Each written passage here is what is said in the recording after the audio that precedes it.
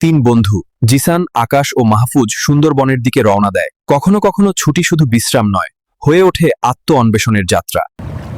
দেখ, শহরের কোলাহল যেন এখান থেকে বহু দূরে।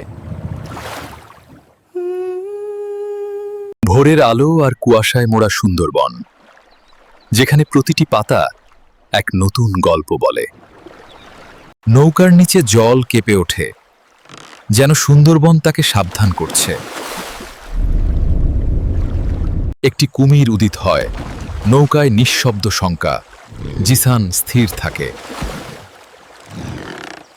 সাহস করে সে জঙ্গলে নামে, যেখানে প্রতিটি ধাপই এক অজানা অধ্যায়।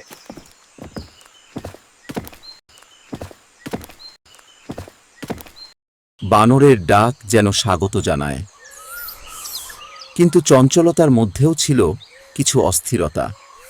জঙ্গল হঠাৎ চুপ হয়ে যায়। এমন নীরবতা কেবল বড় শিকারীর আগমনে হয়।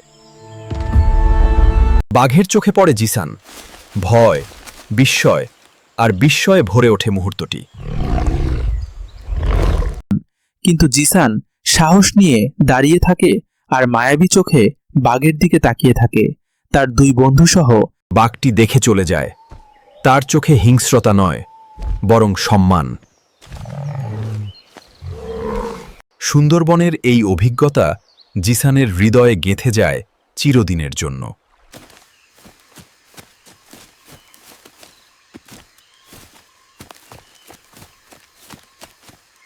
নীরব অথচ গভীর তাদের থামিয়ে দিল। দেয়ালের চিত্র যেন সময়ের গল্প, যা লেখা নেই কোনো বইয়ে। এইটা তো দেখতে ট্রাইবাল কোনো চিহ্নের মতো, বাঘের ছবি। প্রতিটি চিহ্ন এক পুরনো সংস্কৃতির ভাষা, যেটা অনুভব করতে হয়।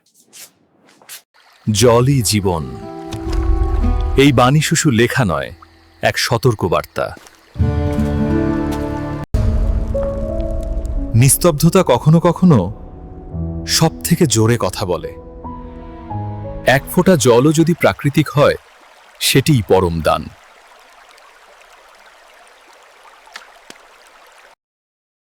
এটাই তো সত্যি সম্পদ, এই বিশুদ্ধতা।